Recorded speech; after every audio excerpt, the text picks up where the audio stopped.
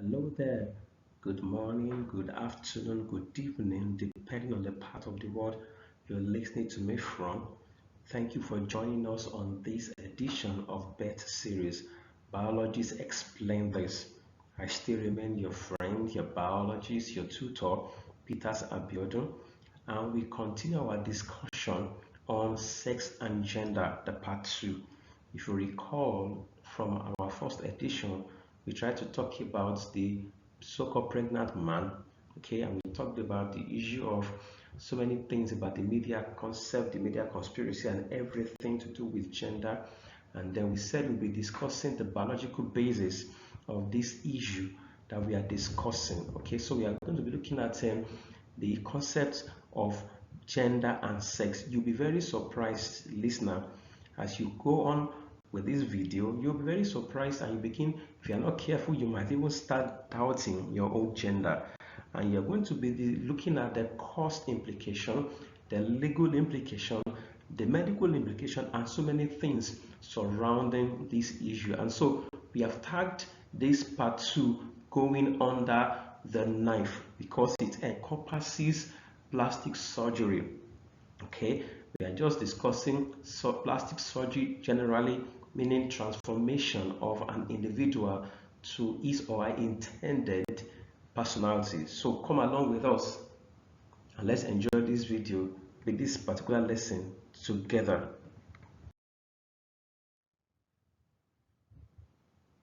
And if you recalled, in part one, we used this personality, Bobrisky, okay, Idris Okunaye, who is serving a 6-month jail term, okay, as a means of illustrating. And we talked about, look at him, just about 24 hours of being arrested. Okay, look at what, I remember I said that whether it's a shim or him, because it's so difficult to place him or he or her or shim or whatever. So look at the packaged individual on the right side of your screen, okay, which is being shoved down our throats by the media, okay, packaged by Shim herself. And look at the personality that appeared in court, and Shim asserted categorically that Shim or is a male. And so we look at, in this edition, we will be discussing the concept of gender reassignment, sexual orientation, gender affirmation, medical issues, social issues, the consequences of gender reassignment, and of course, the biology of it all. And so on the screen, you can see some personalities that went under the knife and what became of them thereafter.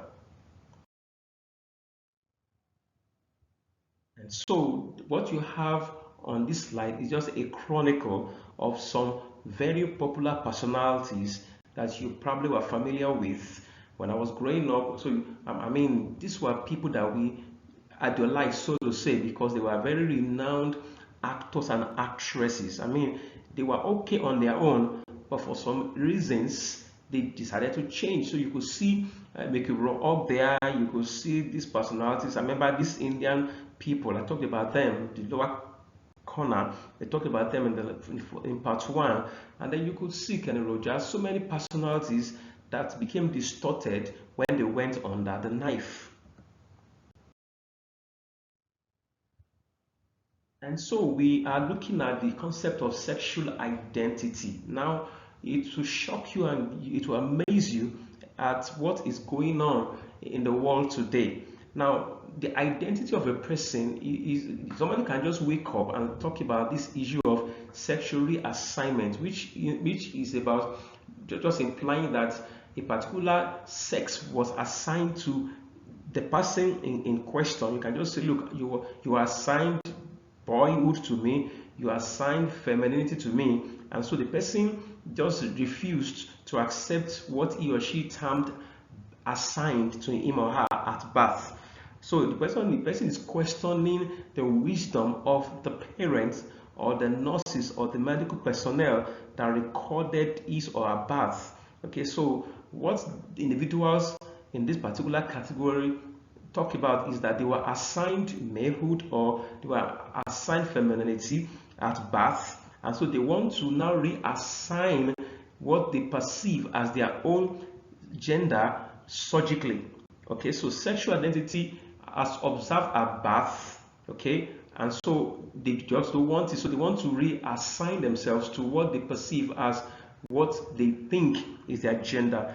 But the fact is this: since we are discussing this particular topic under biology, the biology of it, it will I want listeners to first of all understand that there's absolutely no genetic basis for sexual realignment, reassignment, or whatsoever nomenclature we want to give to this discussion. Okay, and whatever is observed at birth is because there is a genetic basis for it. So if you get our video on the genetic basis of life, we discussed the DNA, how DNA is packaged and things like that. And so the identity of a person as observed at birth is due to certain factors, in particular what is referred to as the DNA genetic code. There's a code that is in every cell of that person's body. If you remember, when the sperm nucleus and the egg nucleus fuse at fertilization, okay, a zygote is produced. That zygote is the one that begins to undergo mitosis and produces all the cells of the body of an individual. And so it's important for listener to understand that whoever you are is because of a code, and your code is obtained from your parents and their gametes. So your father's sperm, your mom's egg, they determined what you are and what you look at in the mirror when you see yourself presently. So in other words, your DNA cannot be changed except there is a mutation somewhere. And so if an individual's identity is being refuted, is being denied, is being questioned, the person has to understand that all the cells of the body, they carry that blueprint called his or her genetic code. And so calling somebody else sexually reassigned, okay, that you call somebody else SRS woman does not change that person's genetic structure. That makeup is encompassed or is entrenched in that person's DNA, which is the same code in all the cells of the person's body. It's as simple as that. You can disapprove it, you can deny it, but it's already there in everybody's cell, what we call the DNA code of that person. And so we want to look closely into what we refer to as gender affirmation. Okay, now this particular concept has three perspectives to it.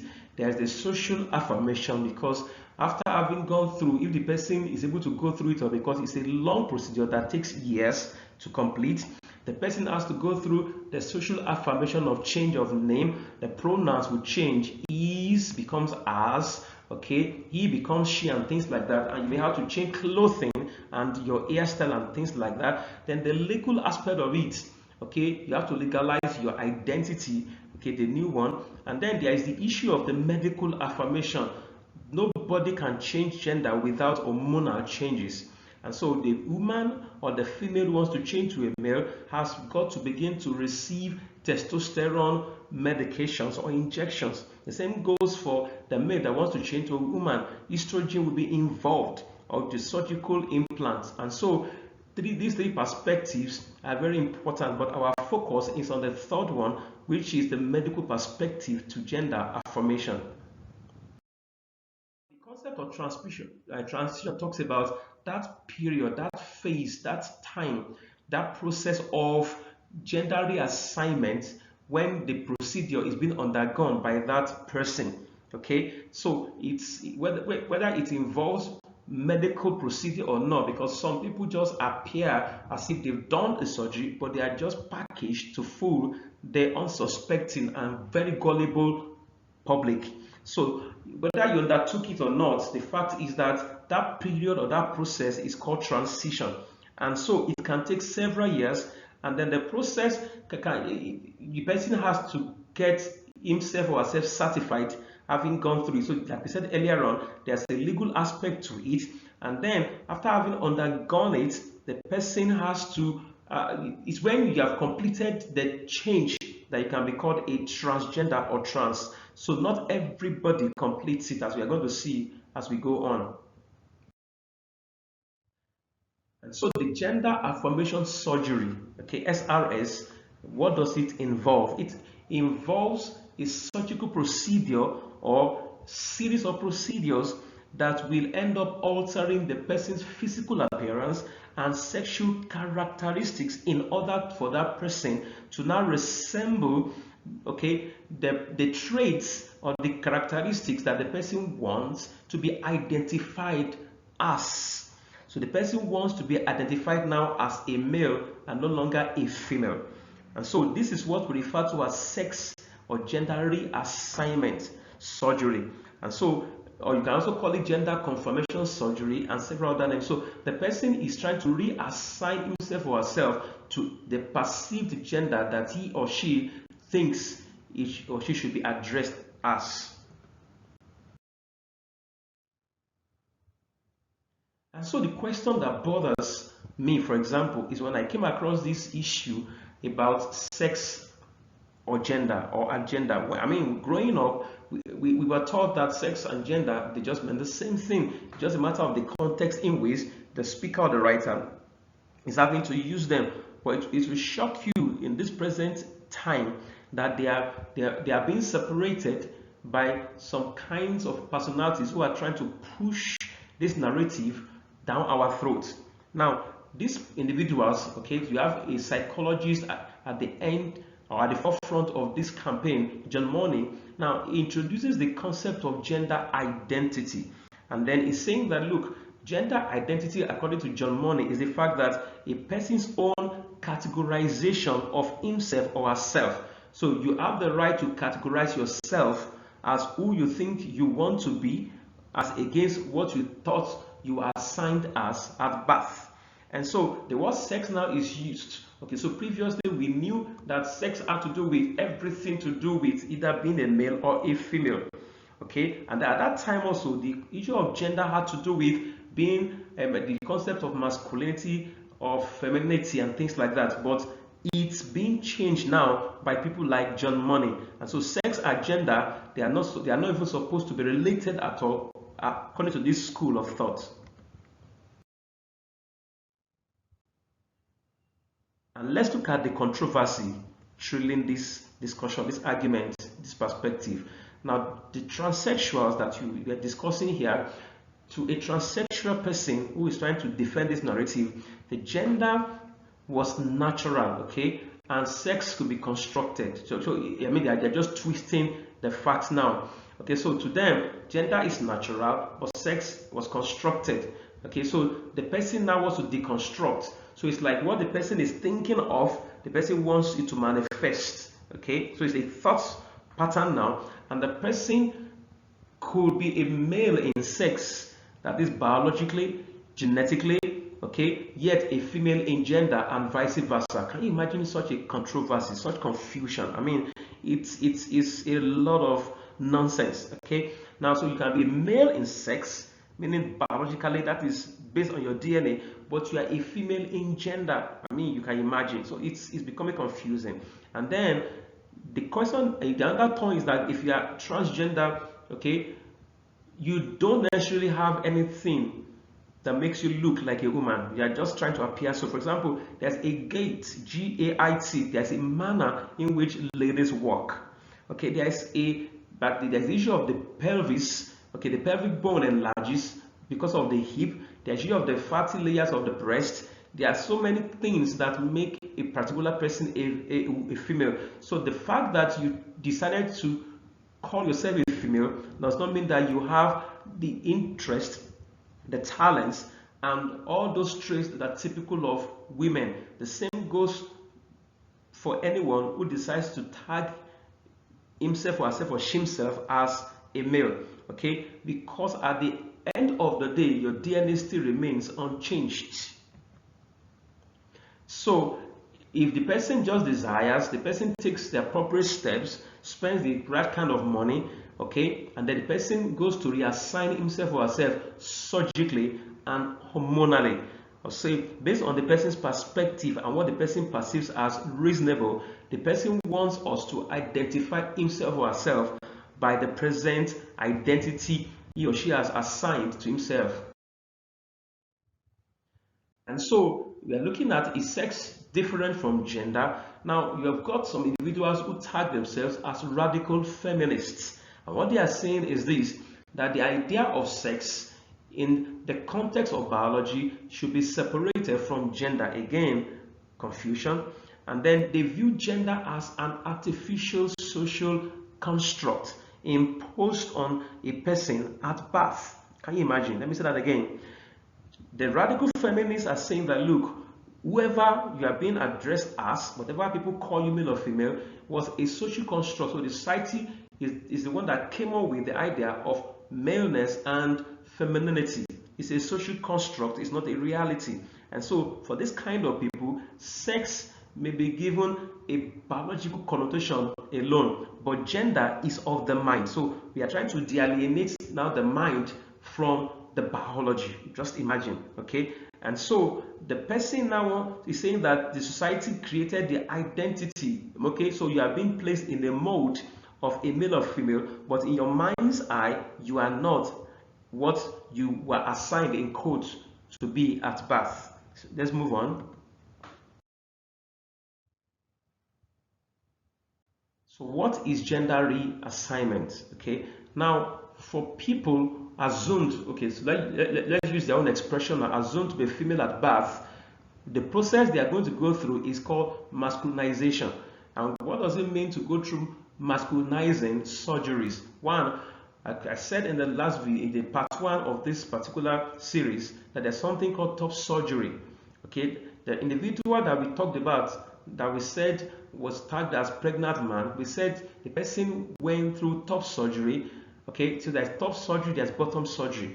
Okay, a female, for example, like that famous, he had top surgery, removed the breast, mastectomy, but the womb and the ovaries were still intact. Reason why he could get pregnant by artificial insemination. And so nothing changed. It was just a physical thing. Okay, the gender-based issues were still there, so the ovaries could still ovulate and things were still going on. So there was nothing fantastic about the issue of him or she getting pregnant. And there was liposuction. It's still something about trying to reduce the fat content of the body to emphasize muscle content. Okay, so liposuction has to do with removing the fatty nature of the female body. And then you've got hysterectomy, which is the removal of the uterus and ovaries. This is bottom surgery because you have got to remove the essence of being a particular gender. Okay,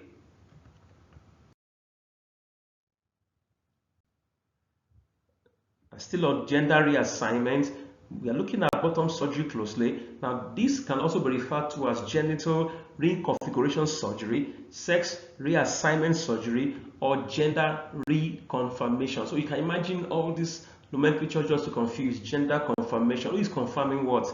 And so the issue of name is supposed to show that your genitals don't necessarily have to define your sex or gender. So that you have the penis and the scrotum, they don't actually make you a male. And having a vaginal tract, having breast and large pelvis, those features don't make you a female. That's what these individuals are trying to portray or push that narrative to all of us. And so the feminization bottom surgery involves the following procedures. Now you've got ectomy, which is to remove the testicles of that particular guy who wants to become a female. Now you've got the vulvoplasty because the vulva will have to be removed. Okay, that's involved. So the vulva is the area around the vaginal tract at the entrance, and so you've got the clitoris, the lip, all of these have to be removed.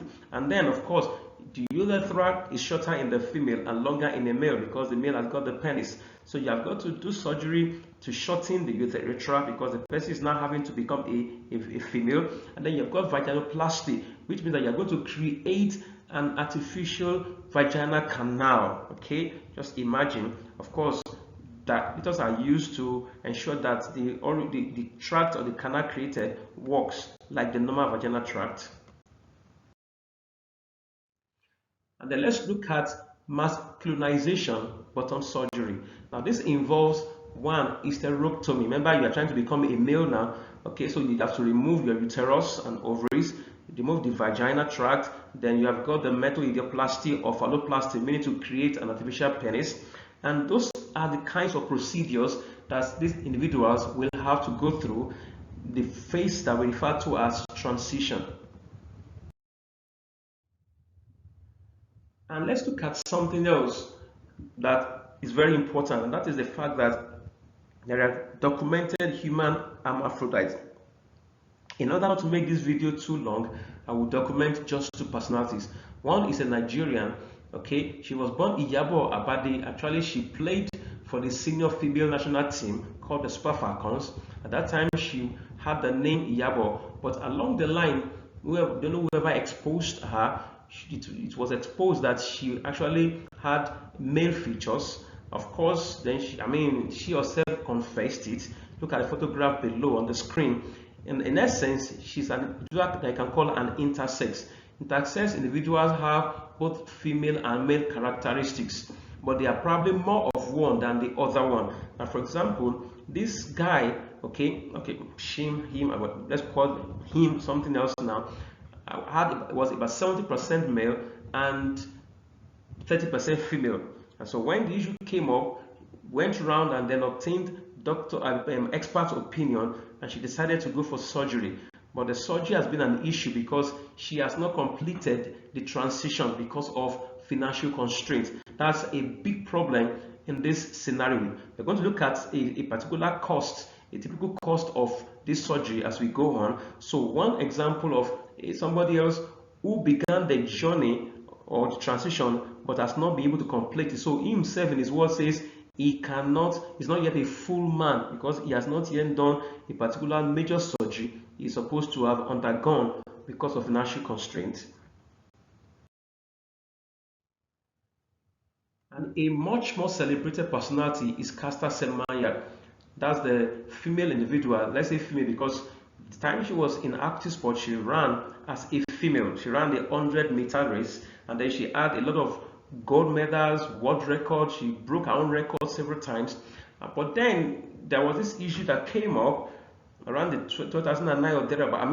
Imagine, look at the picture on the right side of the screen. She was more like a female. Now the issue is individuals like this at birth, they have a deficiency. Okay, that's why you call the 5-ARD. Now those who have this particular deficiency, they don't produce enough of the male hormone HRT, that's the hydro testosterone at birth, and so they have incomplete masculinity. So in her own case, she has vagina on the outside, but she doesn't have a womb, nor does she have a fallopian tube. So it was later that she went through tests and she was found to have this male phosphorescent-XY genotype. And so if you look at it, what happens to people with 5-ARD is the fact that as they grow older, particularly from puberty, there is an upsurge in secretion of male hormone, and so you begin to see an emphasis on male characteristics. So if you look at the photograph of this of Caster Semenya, by the time she began to grow older, she now began to the masculinity, the maleness in her, began to show more, unlike when she was younger, when she was a typical female in appearance at that time.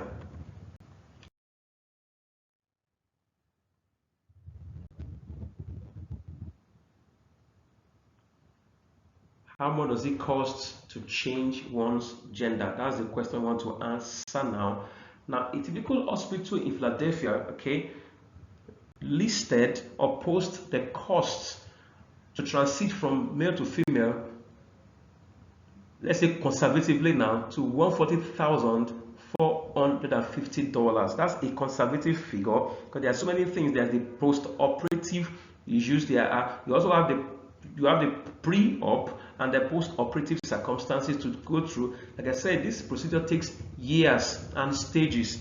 And for a female that wants to turn to a male, it's an estimated figure of $124,400. These are just modest estimations. They can be far higher than that, depending on so many complications and so many other factors that show up in the course of the surgery. Changes All the changes are in the genetic code. Just let's look at the risk of transfeminine bottom surgery, for example. Okay, just a couple of them. You got bleeding, you got infection, you got poor healing of the incisions, you got the hematoma, you got the nerve injury, you got the stenosis, you got you got a lot of complications, and the list is longer than this. This is just a chronicle of some of the risks that they stand to go through. Of course, every surgical procedure carries a measure of risk. Myself, when I had an accident, I went through the operation called ORIF, which had a plate inserted with 11 screws in my left knee. Of course, I feel pains every now and then, for example, and so that was a surgery that was born out of necessity, because I had an accident where my knee, okay, my joints, okay, cracked. The bones, my femur really got damaged, and it was very disjointed, so they had to put the pieces in place using the ORIF surgery with 11 screws to put the plates inserted in place.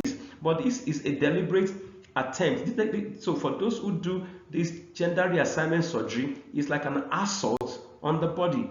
They are the ones volunteering to do this to themselves, and so the surgical procedure is too extreme. If you look at the previous slides of this video, you will have seen a list of what we talked about feminization and masculinization procedures.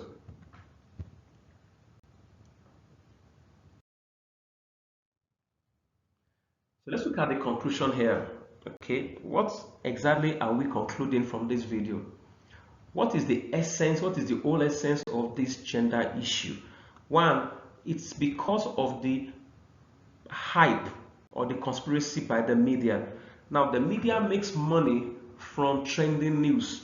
And so you see a lot of things, the Hollywood factors, the runway factors, the Broadway, all of those things. So you have got the conspiracy. And let me say this modestly, apologies to the women. Anything female sells very fast. That's why sex sells a lot. Movie scenes want to have a sex scene, for example.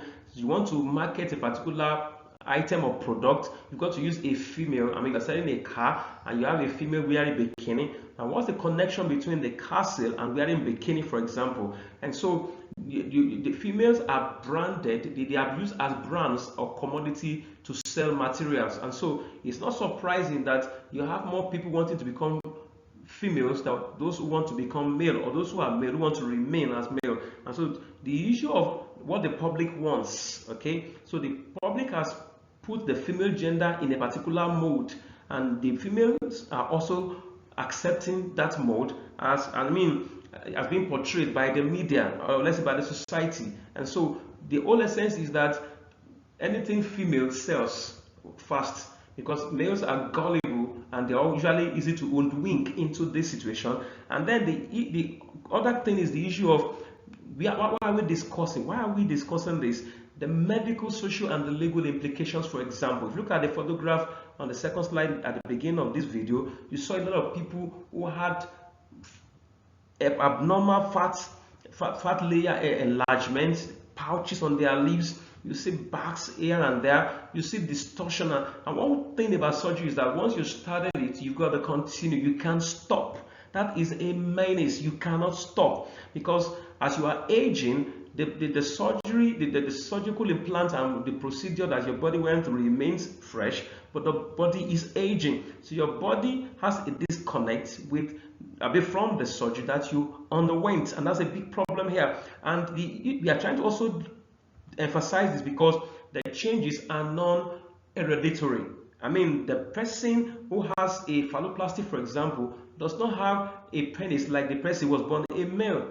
Now, the person who's going to have artificial vagina created is not a normal female. There are pains and discomfort and so many things that go on and that could go wrong. And we are also doing this video so that we can differentiate between the trans, the homosexual, the intersex like Esther Samaya and Yabo Abadi, that is now James, for example, and cross-dresser. Now, cross-dressing is becoming the fad. It's a way of deceiving the unsuspecting populace. You see individuals now, males, a lot of them now, they're everywhere. In my own country, for example, you've got a lot of them. Only that Bobrisky is the one that is most prominent. You got Derele and the other people like that who are just cross-dressers. Most of these people did neither the top surgery nor the bottom surgery, because to be a full transgender you must have undergone transition where you had hormonal injections, you were getting bouts of implant and things like that, and so they just dress. Thanks to the makeover concept now, where you can do all stuff, and there's also the issue of Photoshop and every other thing to appear like somehow in the eyes of the public. So we're trying to say that for as parents, as guardians, as society, watch your child, because now as everything starts innocently, like males wearing earrings, for example, is doing this and that. Everything begins ordinarily until it becomes a hydra-headed problem that we cannot track anymore. When one looks at what becomes of those who have gone to the surgery, we don't have the time, but you can go, you can Google more and get more information about this, because there are so many problems and complications that these individuals go through that they're so difficult to talk about. A lot of complications, but we are going to look at them in the next slide. So as we round off this video, if you have questions or comments, and particularly I want to hear from you, and I know people have been viewing, people have been comment, or people have been trying to view, people have been trying to share, but I'm particular about comments. If you have more information, share with us in the comment section of the video. If you have more information, if you're a medical personality, or a personnel, you work in you're a paramedic, for example, or you have an experience or an encounter with somebody else, or you read on the news, you have information. Ours is to open up a topic and let the public contribute. So whatever information you have that can add more flesh to this particular topic and help the youth to be wary of what is going on outside there. So before anybody decides to take that step to go for the surgery, the person will think twice having watched this video. So please like, share. I know many of you have been liking it, but beyond the layer, please share as far as you can and as many times as you can. Keep sharing the videos, just keep sharing. And like I said, I want to hear from you. And so I wish you the best. Thank you so very much for listening to us, for following the sequel. This is the part 2. Okay, we just want to put a stop there. What we have done is to chronicle going under the knife, what it involves. And so please let everybody know about this. All those so-called names and the issue of the terminologies that we have that are branded all over the place now, let as many people know before people get into it, before it becomes damaging and distortional. Let the videos warn and enlighten and inform as many people as possible. And I wish us a good life. See you next time. Thank you for joining us. I remain your friend, Peter Sabiodo. Thank you for your time. See you next time. Bye.